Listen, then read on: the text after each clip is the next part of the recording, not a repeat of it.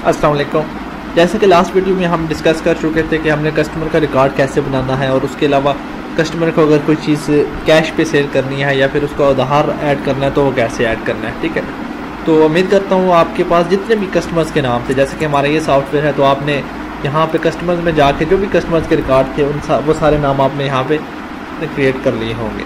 अब हम आगे आ जाते हैं जी, जो कस्टमर्स का हमने इसको आगे कैसे मैनेज करना है उस चीज़ पे हम डिस्कस करें। हमारे कस्टमर्स हैं जो चल रहे हैं, उनका हमने अगर फॉर एग्जांपल उधार वाला सिलसिला है, जो जैसे उनका खाता चल रहा था, जो हमारा हिसाब किताब था, जो पुराना जो हमने अपनी कॉपी या रजिस्टर पे लिखा हुआ है, वो हमने कैसे ऐड करना है। ठीक है, तो हम स्टेप बाय स्टेप उनका जो ओपनिंग बैलेंस है, यानी जो उनका पुराना खाता जो चल रहा है, अब जरी बात है वो तो हमसे बहुत सा सामान लेके गए हुए पहले ऑलरेडी। ठीक है, अब स्टेप बाय स्टेप हम वो तो नहीं लिख सकते यार, अब 200 प्रोडक्ट हैं, किसी के 1000 प्रोडक्ट हैं, ठीक है, वो हमसे लेके गया है, तो वो सारे तो हम इंटर नहीं कर सकते सॉफ्टवेयर में। तो हम उसकी जगह जस्ट ओपनिंग बैलेंस हम इंटर कर देंगे कि पुराना खाता जो इनका है ना वो इतना है, और एंड देन उसके बाद हम जो वो प्रोडक्ट हमसे लेके जाएगा वो ऐड करते जाएंगे। एंड देन सेकंड है, हम उसकी अगर फॉर एग्जांपल उसने कोई पेमेंट हमको देनी है तो वो हमने उसमें कैसे ऐड करनी है, और फिर हम अगर किसी कस्टमर का रिकॉर्ड फाइंड करना है वो हम कैसे करेंगे। उसके अलावा किसी भी कस्टमर की कंप्लीट रिपोर्ट आप देखना चाहते हैं आईडी वाइज, और उसकी पेमेंट की सिर्फ डिटेल देखना चाहें, तो ये सारी चीजें हम one by one step by step आप आगे डिस्कस करेंगे। अब देखिए ये हमारे पास आ जाता है जी। सबसे पहले हम इस चीज को डिस्कस करते हैं जी, किसी कस्टमर का नाम, ये हम लास्ट पे डिस्कस करेंगे ये वाला पॉइंट।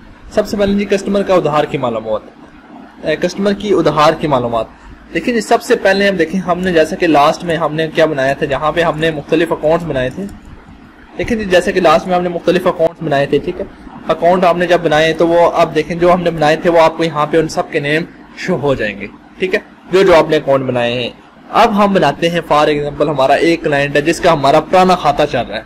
ठीक है, ओपनिंग बैलेंस हमने कैसे ऐड करना है, उसका सिंपल मेथड है, आपने जस्ट F2 प्रेस करना है। ठीक है, जो मैंने आपको 3 स्टेप बताए थे, यहाँ पे न्यू पे क्लिक किया, उसके बाद आपने यहाँ से इसको आपने अमाउंट पे सिलेक्ट करना है, यानी उसका उधार का खाता है, कैश पे नहीं है। ठीक है, पुराना खाता है, अमाउंट पे आपने सिलेक्ट कर दिया।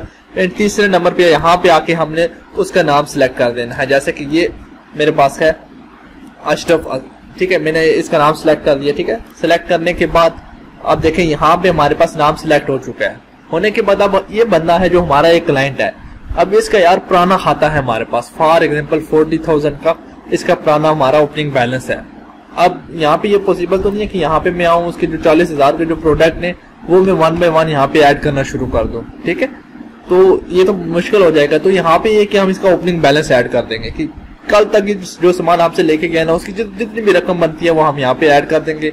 एंड देन उसके बाद ये जो भी सामान हमसे लेके जाएगा वो फिर हम वन बाय वन यहीं पे ऐड कर दिया करेंगे। ठीक है, अब ये हमने नाम सिलेक्ट कर लिया। सिलेक्ट करने के बाद हमने ओपनिंग कैसे ऐड करनी है, देखिए ये हमारे पास अमाउंट का बटन बना हुआ है, आपने जस्ट इस पे क्लिक करना है। क्लिक करने के बाद यहाँ पे आपका जो पासवर्ड होगा वो आपने देना है।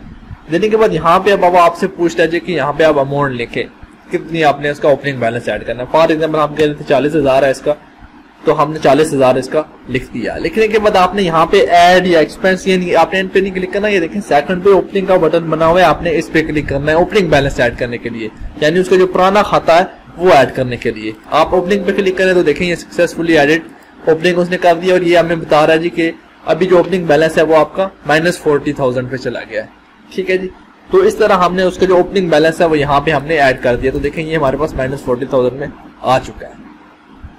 तो इस तरह हम इसकी ओपनिंग बैलेंस जो भी हमारे क्लाइंट है उनका ओपनिंग बैलेंस कर सकते हैं। अब आपने क्या करना है, अब देखें एक कस्टमर का मैंने ओपनिंग बैलेंस ऐड कर दिया। अब आपके पास जितने भी कस्टमर्स हैं जिनका ओपनिंग बैलेंस है आपके पास, अभी इसका बन गया, आपने दोबारा F2 प्रेस करना है। ठीक है, अभी ये नया बन गया, इसको दोबारा आपने अमाउंट पे सिलेक्ट करना है। सिलेक्ट हो गया, उसके बाद यहाँ पे आपने जो कस्टमर है आपका उसका नाम लिखा, लिखने के बाद एरो की प्रेस किया, ये सिलेक्ट हो गया। ठीक है, ये देखें यहाँ पे सिलेक्ट हो गया। अब इसका भी ओपनिंग बैलेंस है हमारे पास, फॉर एग्जांपल इसका ओपनिंग बैलेंस है 20,000 रुपया, आपने वो ऐड कर देना है। ठीक है, 20,000 ओपनिंग बैलेंस ऐड करने के बाद आप ओपनिंग में क्लिक करें, इसका भी खाता हमारे पास बन गया।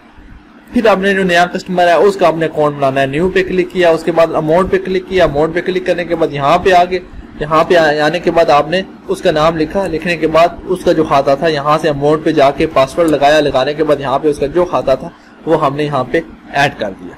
ठीक है, तो इस तरह आपने आपके जितने भी कस्टमर्स हैं जिनका खाता आपका पहले चल रहा था, ठीक है, वो आपने सारे उनके इस तरह ऐड कर देने। ओपनिंग बैलेंस जो भी पुराने आपके खाते हैं, जो भी पुरानी रकम थी वो सारी आपने इस तरह ऐड करनी है।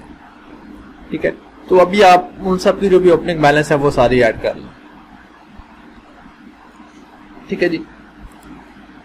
उम्मीद करता हूँ आपने ये सारी ऐड कर ली होंगी। अब नेक्स्ट हम आते हैं जी, नेक्स्ट इस चीज में हम किस चीज पे डिस्कस करेंगे, कस्टमर का पुराना हिसाब किताब शामिल करने का तरीका हम कर चुके हैं, कस्टमर की दी गई रकम को शामिल करने का तरीका।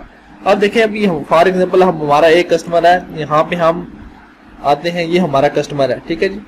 अब हम देख रहे हैं जी इसका जो खाता हमारे पास है वो 10,000 है।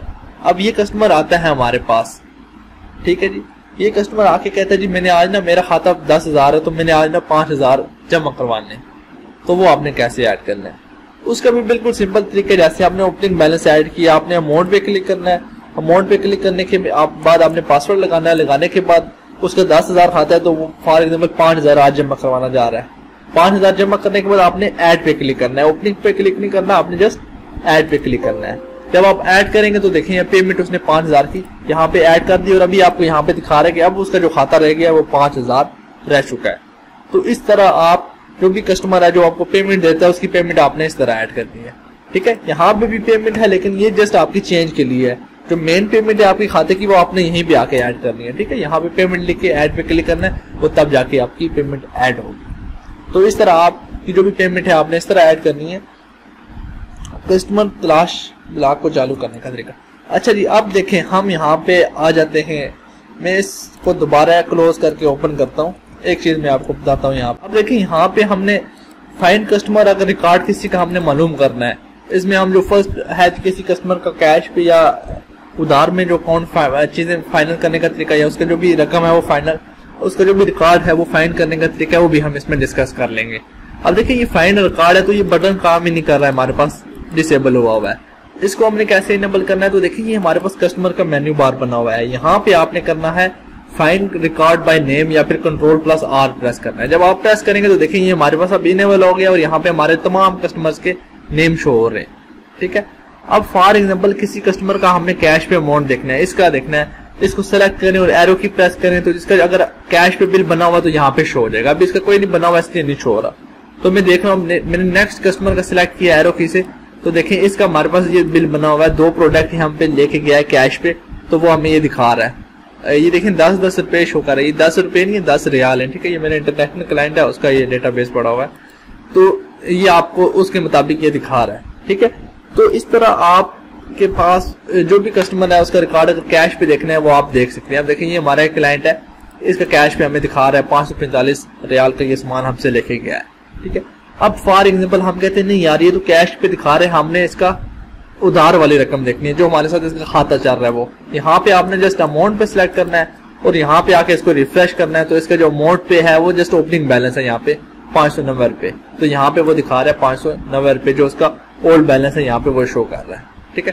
तो इस तरह आप किसी भी कस्टमर का कैश पे भी रिकॉर्ड फाइंड कर सकते हैं और जो अमाउंट पे यानी जो उधार पे गया हुआ है वो सारा रिकॉर्ड फाइंड कर सकते हैं इस फाइंड बॉक्स की मदद से। यहाँ पे जैसे आप नाम सेलेक्ट करेंगे और एरो की प्रेस करेंगे तो आप उसका रिकॉर्ड देख सकते हैं।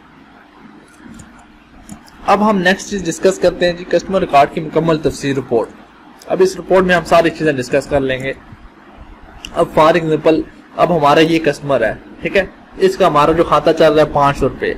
अब हम चाहते हैं यार यहाँ पे तो नहीं, हमें इसकी रिपोर्ट दिखा दे, कंप्लीट रिपोर्ट जिसमें ना ये सारी चीजें एक्सप्लेन हो। तो उसके लिए आपने ये जो ब्लॉक बना हुआ है आपने इसको इनेबल करना है। इसको इनेबल करने के लिए देखिए ये कस्टमर पे आप जाएंगे और जाने के बाद यहाँ पे देखें इनेबल अमाउंट या फिर Ctrl+E आपने प्रेस करना है, तो देखिए यहीं पे रन टाइम आपको वो कस्टमर का रिकॉर्ड शो कर देगा, यानी आपको दोबारा कस्टमर में जाने की जरूरत नहीं है, सॉफ्टवेयर सारा कुछ आपके लिए यहीं पे मैनेज कर लेगा, ठीक है।